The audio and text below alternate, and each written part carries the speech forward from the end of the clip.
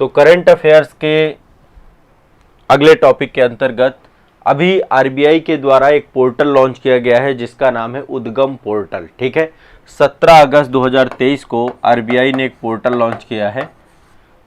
2023 को आरबीआई ने एक पोर्टल लॉन्च किया गया है जिसका नाम है उद्गम। दरअसल ये जो उद्गम पोर्टल है ये आपका अनक्लेम्ड डिपॉजिट्स के लिए है, लवारिस जमा है ना।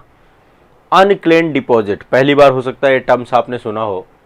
दरअसल बहुत सारे ऐसे सेविंग अकाउंट हैं, करंट अकाउंट है जहां पर 10 वर्षों से कुछ पैसा पड़ा हुआ है और उस पैसे का कस्टमर के द्वारा कोई भी प्रयोग नहीं किया गया है।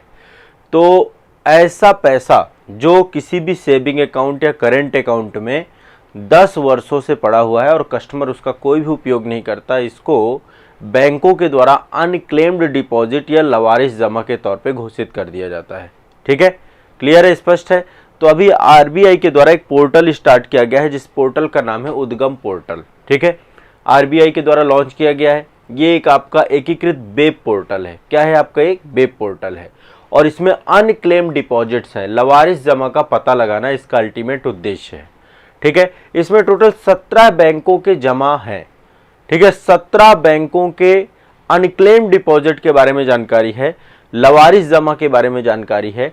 ठीक है, और इसमें जो है कई सारे बैंक शामिल हैं और 17 बैंकों का जमा है। इसमें जो है 7 बैंक शामिल हैं, एसबीआई शामिल है, पीएनबी शामिल है, साउथ इंडियन बैंक शामिल है, एक डीबीएस बैंक है आपका, डीबीएस बैंक शामिल है, सेंट्रल बैंक ऑफ इंडिया शामिल है और धनलक्ष्मी बैंक शामिल है। ठीक है, तो जो है मुख्य उद्देश्य है कि अनक्लेम्ड डिपॉजिट के बारे में पता किया जा सके और आरबीआई को ये जो पोर्टल है ये सूचना प्रौद्योगिकी से जुड़ी हुई बैंकों के एक तरीके से उद्देश्य है कि बैंकों में जो है एक जो डिजिटल इन्फॉर्मेशन है वो रह पाए और इस पोर्टल की मदद से कोई भी आम आदमी बैंक में जमा अनक्लेम्ड डिपॉजिट का पता लगा सकता है कि बैंक में कितना अनक्लेम्ड डिपॉजिट है जो पिछले 10 सालों से उपयोग में नहीं लाया गया है। ठीक है, तो ये ध्यान रखिएगा और इसके बारे में पूरी की पूरी यहाँ पे डेटा और पूरी की पूरी जानकारी रहेगी। देखिए, फरवरी 2023 का जो है डेटा है लगभग 35,000 करोड़ रुपए, 35,000, थोड़ी बहुत अमाउंट नहीं है, अनक्लेम्ड डिपॉजिट के तौर पे था। मतलब इसका कोई दावेदार नहीं है इस पैसे का, ये लवारिस पड़ा हुआ है। ठीक है, तो इसके बारे में जानकारी का ऐसा नहीं आरबीआई उस पैसे का उपयोग करेगा बट उसकी जानकारी उपलब्ध कराएगा कितना कहाँ किस बैंक में कितना पैसा है। तो उद्गम पोर्टल के द्वारा ये जानकारी मिलेगी। ठीक है, ध्यान रखिएगा, उद्गम पोर्टल अनक्लेम्ड डिपॉजिट के लिए है, लवारिस जमा के लिए है, बिना दावेदारी वाले पैसे के लिए है। क्लियर है, स्पष्ट है सभी को। उद्गम पोर्टल, ठीक है, आरबीआई के द्वारा लॉन्च किया गया है। आगे चलते हैं, अगली खबर है आसियान से। आसियान कंट्रीज के बारे में आप सभी जानते हैं। अभी हाल ही में देखिए, आसियान मतलब कि ये 10 देश हैं जो हमारे दक्षिण पूर्व में अवस्थित हैं। ये सभी आप जानते हैं 10 देश जो आपके हैं, कौन कौन से 10 देश हैं। ये आसियान का लोगो है। 10 देशों के बारे में आप जानते हैं, जैसे कि मैं नाम ले रहा हूँ। ब्रुनेई है, एक छोटा सा देश है। कंबोडिया है, इंडोनेशिया है, लाओस है, मलेशिया है, म्यांमार है, फिलीपींस है, सिंगापुर है, थाईलैंड है और वियतनाम है। ठीक है, ये टोटल 10 देश हैं। अभी क्या हुआ, अभी जो है आपका 21 अगस्त 2023 को 21 अगस्त 2023 को भारत और वियतनाम, मतलब जो आसियान कंट्रीज हैं आपकी, ये भारत और आसियान कंट्री के जो अर्थ मंत्री हैं, आर्थिक मंत्री मतलब जो वित्त मंत्री हैं, उनकी बैठक हुई। और दरअसल ये बैठक का अल्टीमेट गोल यही था कि आसियान के साथ भारत के आर्थिक संबंध कैसे हैं। ठीक है, तो भारत और आसियान के बीच में एक आर्थिक बैठक हुई, ये बहुत जरूरी है। देखो, मेंस में इससे जुड़ा हुआ कभी भी आपसे क्वेश्चन पूछा ही जाता है कि आसियान हमारे लिए क्यों इंपॉर्टेंट है।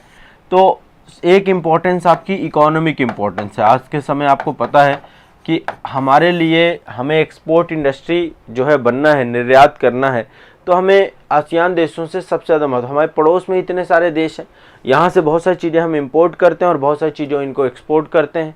ठीक है, तो जो ये पूरा का पूरा बैठक हुई, ठीक है, ये बैठक कहाँ आयोजित हुई, सेमारंग इंडोनेशिया में। इंडोनेशिया में एक जगह है सेमारंग। अभी वैसे इस बार का जो है आपका आसियान शिखर सम्मेलन भी जकार्ता में ही हुआ था, इंडोनेशिया में। ठीक है, तो सेमारंग इंडोनेशिया में आयोजन हुआ इसका, और ये इसकी 20वीं बैठक थी। आसियान, भारत आसियान आर्थिक समिट आपकी ये 20वीं बैठक के तौर पे थी। अब देखिए, थोड़ा सा मैं यहाँ पे आसियान से जुड़े हुए आपको कुछ पर्टिकुलर चीज़ें बता देता हूँ कि आसियान हमारे लिए क्यों इम्पोर्टेंट है। ठीक है, ध्यान से समझिएगा।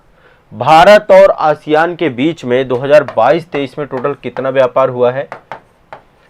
यदि हम बात करें भारत और आसियान के बीच में कि व्यापार कितना हुआ है, ये हुआ 131.5 अमेरिकी डॉलर, अरब यूएस डॉलर, इतने का तो व्यापार हुआ है। यदि हम भारत के कुल वैश्विक व्यापार से इसकी तुलना करें तो हम आसियान के साथ 11.3% का जो है व्यापार कर रहे हैं, पूरा वैश्विक व्यापार। ठीक है, बहुत बड़ा मतलब एक ह्यूज है कि 11.3% व्यापार हमारा इसी के साथ हो रहा है। ठीक है, हमने एक जो है हमारा एक समझौता था, भारत वस्तु व्यापार समझौता आसियान के साथ हुआ था। आसियान भारत वस्तु व्यापार समझौता, ये 2009 में हुआ था। अभी भी ये समझौता कायम है। ठीक है, 2009 का समझौता था। इसका रिव्यू भी किया गया कि हम इसमें कितना पहुंचे। 2009 में हस्ताक्षर किया गया था आसियान भारत।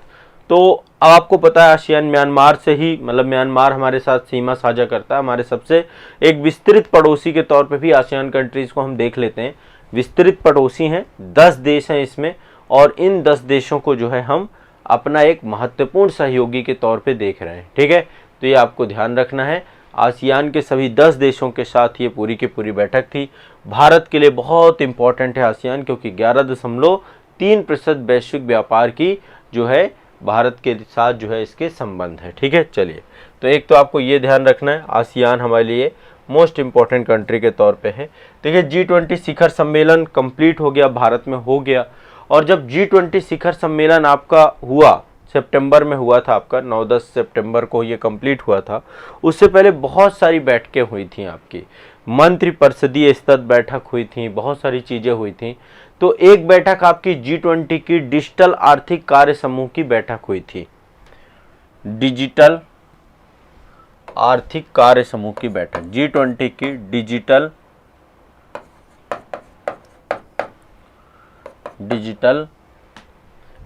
आर्थिक कार्य समूह,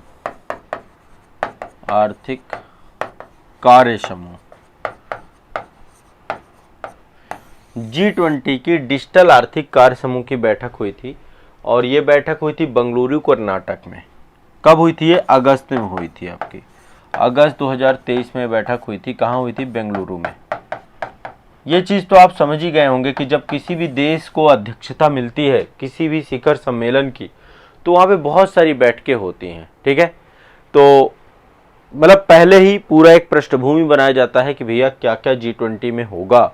तो G20 में भी कितनी सारी बैठकें हुई हैं इस बार, हर एक जगह पे बैठकें हुई हैं। बनारस में बैठकें, आगरा में बैठकें, जो है बेंगलुरु में बैठकें। तो इस बैठक में विचार विमर्श किया गया, डिजिटल सूचना से संबंधित विभिन्न मुद्दों पर बात की गई, नागरिकों को सेवा सुविधा देना, डिजिटल अर्थव्यवस्था में वृद्धि करना। तो जब कभी आप डिजिटल को लेकर डिस्कशन करें, चर्चा करें, तो G20 की इस बैठक को भी डालें कभी भी। मतलब देखो, मेंस आंसर राइटिंग के लिए हमें इसी तरीके से फैक्ट कलेक्ट करने होते हैं, और ये सब काम की चीज़ें होती है, क्योंकि इनका जो है एक तरीके से सोचिए कि ये आप एक क्या करना है, तथ्यात्मक ढांचे पर आप अपने आंसर राइटिंग को ले जा रहे हैं। तो कभी भी करंट में, और इनसे पूछा भी जा सकता है कि भैया ये बैठक कब हुई थी, कहाँ हुई थी, प्रीलिम्स में भी पूछा जा सकता है। लेकिन एट लीस्ट मेरा आप लोगों से यही है कि आप इसको ध्यान रखिएगा। क्लियर है, स्पष्ट है? ठीक है, तो ये डिजिटल आपकी एक बैठक आयोजित हुई। ठीक, और G20 के जितने भी देश थे, सारे के देश सम्मिलित हुए इसमें, और इन्होंने जो है आने वाले समय पे इनोवेशन, नवाचार को स्वीकारना, उसको सहयोग देना, उससे जुड़े हुए मुद्दों पर जो है डिस्कशन करने की बात कही है इस पे। ठीक है, तो डिजिटल कार्य समूह की बैठक अगस्त में हुई थी। अभी देखो, G20 का एक फिल्म महोत्सव भी हुआ था इस बार, G20 फिल्म फेस्टिवल, ये भी आयोजित हुआ था आपका 2023 में। G20 फिल्म फेस्टिवल, ये शायद आप लोग को ना पता हो, ये आपका नई दिल्ली में आयोजित हुआ। G20 फिल्म फेस्टिवल आयोजित कहाँ हुआ? नई दिल्ली में। नई दिल्ली में G20 फिल्म फेस्टिवल का भी आयोजन किया गया था। ये 16 अगस्त को प्रारंभ हुआ था और लगभग 2 सितंबर तक आपका चला था। एक लंबी अवधि तक ये आपका चला है, 16 से 2 सितंबर तक, ठीक है। और ये जो है आपका इंडिया इंटरनेशनल सेंटर और विदेश मंत्रालय G20 सचिवालय में आपका ये जो है आपका प्रोग्राम चालू हुआ है। इसमें सिनेमा क्षेत्र के और G20 देशों से संबंधित कई सारे जो है व्यक्तित्वों को आमंत्रित किया गया और मुख्य उद्देश्य इसका यही था कि सिनेमा क्षेत्र में G20 के आमंत्रित देशों के बीच एक सशक्त भागीदारी प्रदर्शित करना। देखो, सिनेमा आपके एक सॉफ्ट डिप्लोमेसी को दिखाता है, आपके सॉफ्ट कल्चर को दिखाता है, आप अपनी संस्कृति को एक्सपोर्ट कर सकते हैं सिनेमा के माध्यम से। तो G20 देशों के बीच में एक सशक्त भागीदारी सिनेमा के क्षेत्र में, उसको लेकर ये पूरा का पूरा फिल्म फेस्टिवल हुआ था। इसमें प्रसिद्ध अभिनेता विक्टर बनर्जी और भारत के G20 शेरपा अभिनाथ कांत के द्वारा इस महोत्सव का शुभारंभ किया गया और इसमें जो है कई सारी फिल्मों को भी दिखाया गया। एक फिल्म है आपकी पांथेर पंचाली, ये सत्यजीत रे की पुस्तक है, वो जो है फिल्म है, सत्य रे जी एक डायरेक्टर है, सत्यजीत रे, उनकी एक पुस्तक है पांथेर पंचाली। इस पुस्तक कह रहा हूँ, फिल्म है पांथेर पंचाली। इस फिल्म को यहाँ पर पहले, मतलब जिस दिन उद्घाटन था उसी दिन ये फिल्म चलाई गई सत्यजीत रे की। तो ये भी एक आपका क्वेश्चन बन सकता है कि कौन सी फिल्म आपकी चलाई गई थी।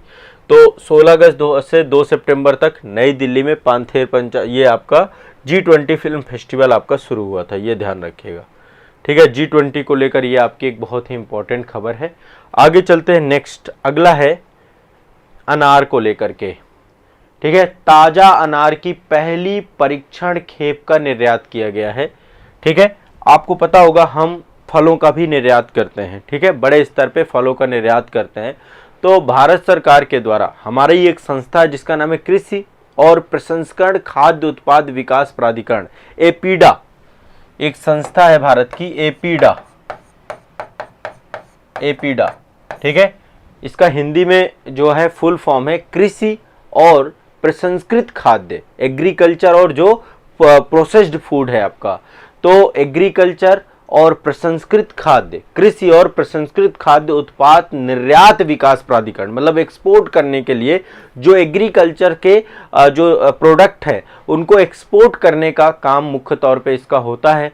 और अल्टीमेट जो है अनार का अभी एक नई जो है एक तरीके से किस्म आपकी डेवलप की गई थी और इसका जो है अब एक्सपोर्ट किया गया है, इंटरनेशनली एक्सपोर्ट किया गया है। तो एपीडा के द्वारा जो है अनार का जो है एक्सपोर्ट किया गया है, पहली खेप का जो है एक्सपोर्ट किया गया है, ध्यान रखिएगा। और इसके लिए एपीडा राज्य सरकारों के साथ मिल करके जो है अनार की खेती बड़े स्तर पे अब उत्पादन करने की दिशा में प्रयास कर रही है। खेतों को पंजीकृत किया जा रहा है जो कि अनार से जुड़े हुए हैं और लोगों को नियमित जो है जागरूकता दी जा रही है, इससे जुड़ा हुआ काम किया जा रहा है, ठीक है। अब देखिए, आपको पता होगा महाराष्ट्र में अनार की काफ़ी बड़े स्तर पे अनार होती है आपकी, ठीक है। और वहाँ पे जो है आपका संतरा भी बड़े स्तर पे होता है। तो भारत से डिमांड बहुत ज़्यादा है फलों की, कई सारे देश जो है भारत से फलों को मंगवाते हैं बड़े स्तर पे, चाहे वो सऊदी दुबई हो आपका, यूएई जिसे हम कहते हैं, बांग्लादेश हो, नेपाल हो, नीदरलैंड हो, सऊदी अरब हो, श्रीलंका हो, थाईलैंड हो, बहरीन हो, ओमान हो, यहाँ तक कि अमेरिका तक में जो है ये अनार आपके क्या होते हैं, एक्सपोर्ट होते हैं, ठीक है। तो महाराष्ट्र का एक अनार है जिसका नाम है के भगवा किस्म, इसका भी एक्सपोर्ट हुआ था आपका, एक किस्म है आपकी के भगवा अनार की किस्म है आपकी ये, ठीक है, इसका एक्सपोर्ट किया गया था। तो अभी कई सारी नई नई किस्में भी बनाई जाती हैं, हाइब्रिड किस्में बनाई जाती हैं।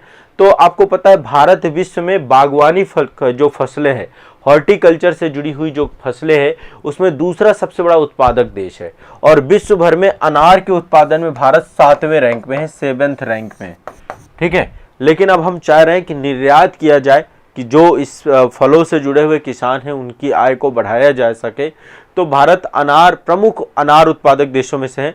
सबसे ज़्यादा अनार का उत्पादन भारत में महाराष्ट्र में होता है, फिर गुजरात में होता है, फिर कर्नाटक में होता है। नंबर 1 में है महाराष्ट्र, दूसरे यहाँ महाराष्ट्र की फसल है आपकी के भगवा, ध्यान रखिएगा।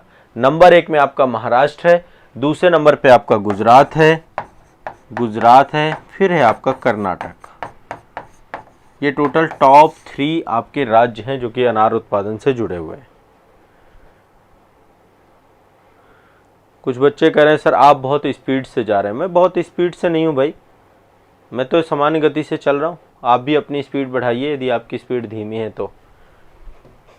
ठीक है, तो ये एक आपका ये अनार से जुड़ी हुई आपकी पहली खबर थी कि अनार का निर्यात किया जा रहा है। नई किस्म के भगवा का जो है निर्यात किया गया है। बड़े स्तर पर इसकी डिमांड भी रहती है अनार की, तो इसका जो है एक्सपोर्ट किया गया है अनार का। दूसरा जो है G20 फिल्म महोत्सव आपका नई दिल्ली में हुआ था। पांथेर पंचाली सत्यजीत रे की फिल्म के साथ इसको आरंभ किया गया था। आर्थिक जो मंत्री हैं, डिजिटल आर्थिक कार्य समूह का सम्मेलन हुआ था अगस्त में। ठीक है, डिजिटल अर्थव्यवस्था को बढ़ाने के लिए आसियान के साथ भारत की जो है इकोनॉमिक समिट हुई थी, भारत आसियान आर्थिक बैठक हुई थी आपकी। ठीक है, और ये आपको ध्यान रखना है। इसके बाद मैंने आपको बताया आरबीआई के द्वारा एक पोर्टल प्रारंभ किया गया है, उद्गम पोर्टल। उसका उद्देश्य क्या है, जो लवारिस जमा है, जो अनक्लेम्ड डिपॉजिट है, उसके बारे में जानकारी देना उद्गम पोर्टल के माध्यम से। ठीक है, क्लियर है, सभी को स्पष्ट है। तो ये 5 प्रमुख टॉपिक थे आपके। अब आप इनको रिवाइज करिए। इससे पहले जो टॉपिक मैंने पढ़ाए हैं उन्हें भी रिवाइज करिए। कुछ बच्चे अभी जुड़े हैं, देखिए आप लोग इससे पहले की जितने भी क्लासेस हैं एक प्लेलिस्ट बना दी है मैंने। यहीं पे प्लेलिस्ट बनी हुई है exam India unit of Azad group में, तो वहाँ पे प्लेलिस्ट बनी हुई है। उस प्लेलिस्ट से भी आप पूरी क्लासेस को कर सकते हैं, कोई दिक्कत नहीं है। ठीक है,